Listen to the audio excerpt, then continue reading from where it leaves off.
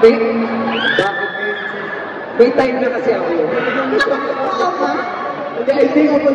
I think Fruit Day kasi is really made for us a Barkada film.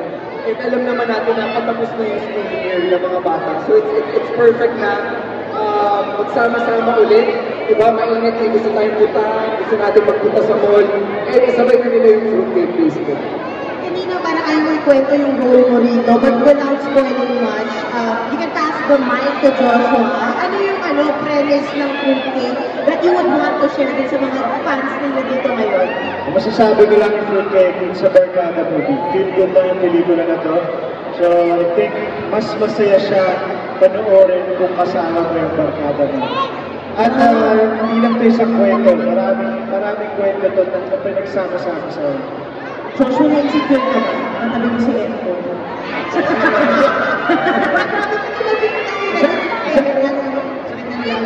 Kaya yung sobrang kaguluhan siya, nagkabangga yung ipin niya.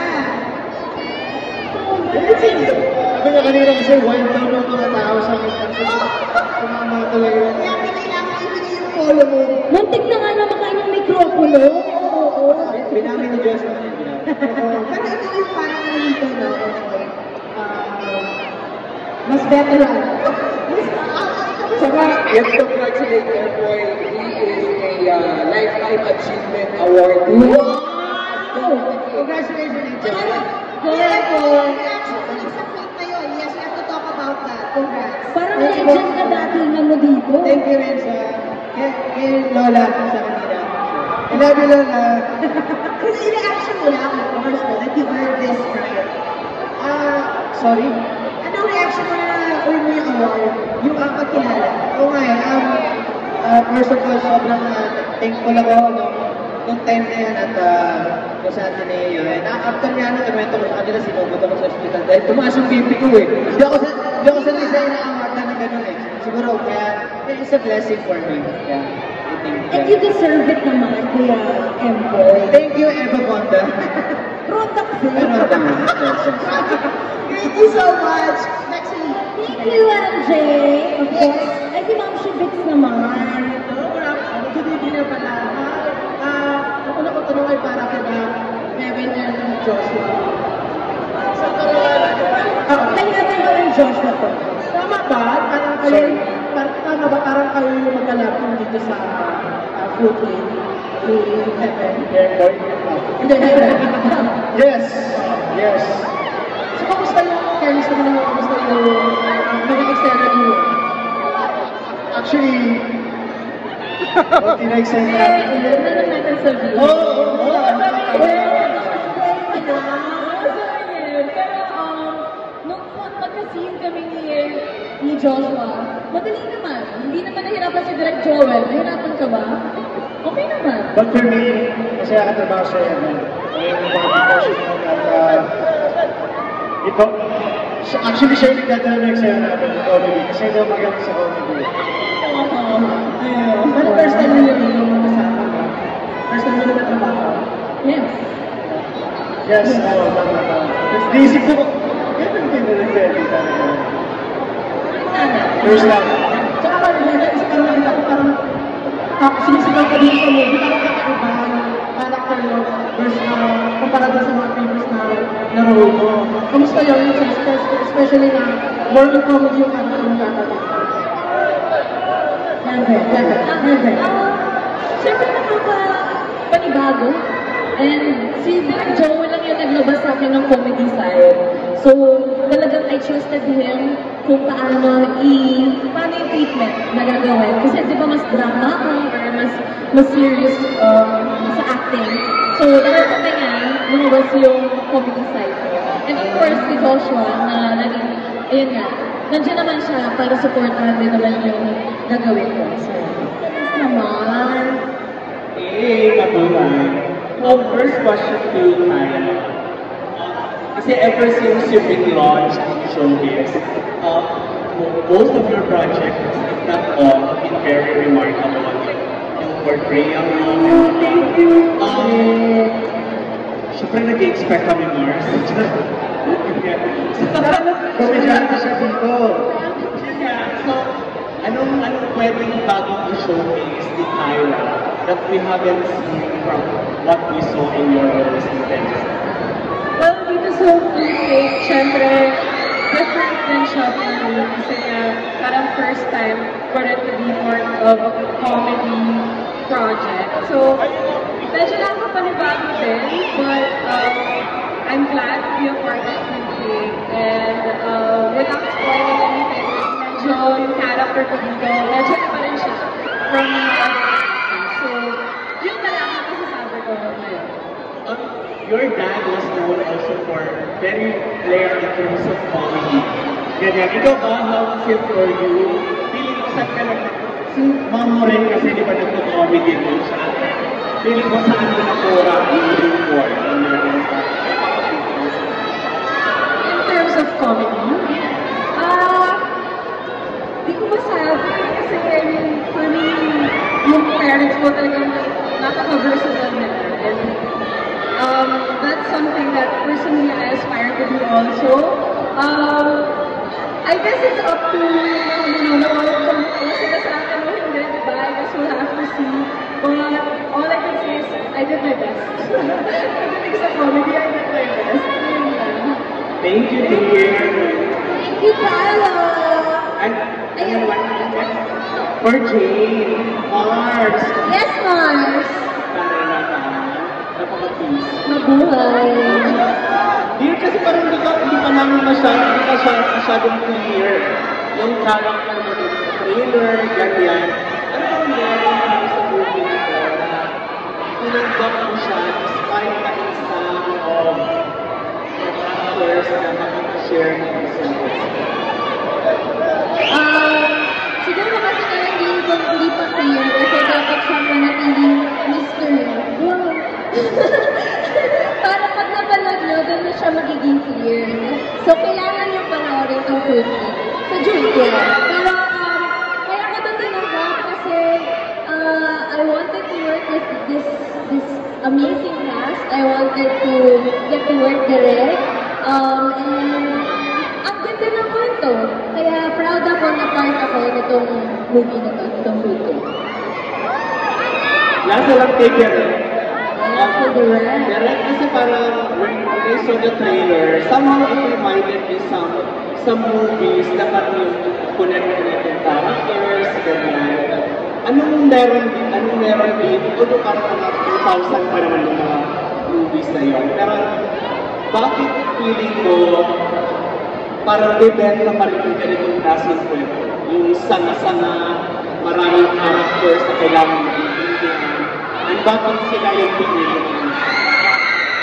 Kasi in the past few years, ito mga medyo mahirap din para sa ating mga tao, lalo na nagkaroon ng lockdown, pandemic. Tapos parang sa panahon na yun, inisip lang kasi natin parang hindi makausap yung mga kasi makausap, tawag yung mga kamag-anak mo, mga barkada mo, Quiet lang po muna. So, gusto kong gumawa ng something na personal kasi dahil ito nang galing ko sa ganung klase. Parang story ito na ayaw mo mag-isa, ayaw mo na isolated ka sa mga tao. So, ang sarap lang gumawa ng pelikula na refreshing siya for you. Dahil you can see a lot of people tapos alam mo lahat konektado. Parang baliktad ko sa mga nasabi ng pandemic na lahat tayo mga kayo. Ito parang lahat tayo connected. So, yun yung gusto kong i-achieve ng pelikula. Thank you. Thank you, Direk. And of course, bago yung next question, pwede po muna tayo at pakinggan po natin muna ang mga cast. And of course, si Direk Joel Ferrer. Alam ko, excited na po kayo, ano?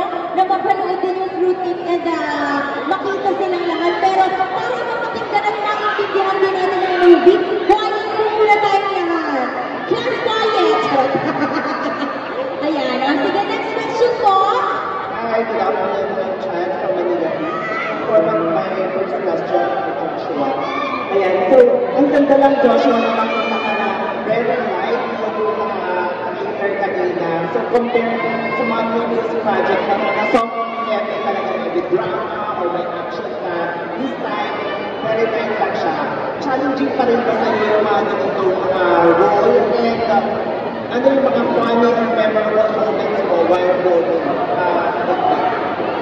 kung challenging, yes, of course, sobrang challenging yun. Kasi, for me, rom-com, medyo kaya siya. Kasi parang dalawa kayo din partner. Ito comedy na, extreme comedy ang hirap. Ang hirap magpatawa ng tao. Yun din yung sinabi ko kay Direk nung umpisa. Sabi ko, kaya ko ba itong gawin? Comedy. So, espero lang kami sa tulong nila at ng kasama kong co-actors. Feeling ko naging komedyante naman ako. Kahit pa paano. And memorable experience. I think ang pinaka-memorable sa akin ay yung kissing namin ng manok. Sabi niya kasi, hindi yun. I think yung last part, yung ending. Kasi doon lang kami actually sama-sama doon lahat. Kasi iba-iba kami ng schedule ng shooting eh. Kasi nga iba-iba kami ng kwento. So I think yun yung masaya kasi kwento kayo. Dami nangyayari. Ano ba yung ending ng pelikula? Especially nasa tayo sa lugar. Thank you, Joshua. For my next question kay Katie, how was it working ganitong kalaking cast and is it your first time working with them? How was your experience? Yes, it's actually my first time working with this podcast. Sobrang grateful lang ako sa gagawin ng artist na uusan nila. Napapanood ko sila. At at same time, hindi ko sinasabi na magkakakay ako. Napapanood ko kayo before when I was way younger. And the fact that I kinuha ko, sobrang honor ko. Thank you. Ayan, okay. May next question pa po tayo. Okay, another question.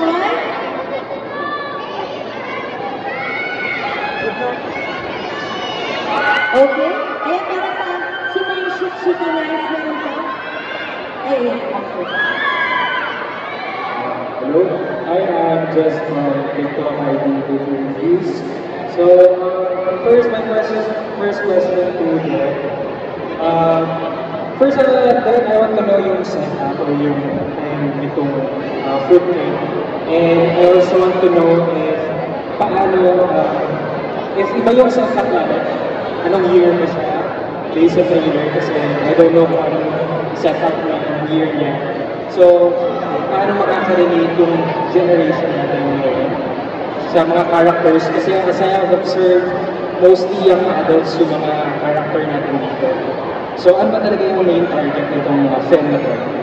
And lastly, for all the cast, anyone can answer, sa ginampanan yung role, paano kayo nakarelate as you, kayo, sa character yung ginampanan nyo? Like, mayroon bang scene na parang, parang nagawa ko to or nangyari sa akin to? Or kahit sa character nila, diba? Okay, si Direk mo. So, modern to, contemporary siya na film. So, it's set in the present day. Yung sa relatability, feeling ko more than relatability. Kasi ako na nagsulat ito. So, sa pagsusulat ko lang ito, hindi ka talaga makagawa na pelikula o pagsusulat na parang hindi mo sinakita yung mga nangyari.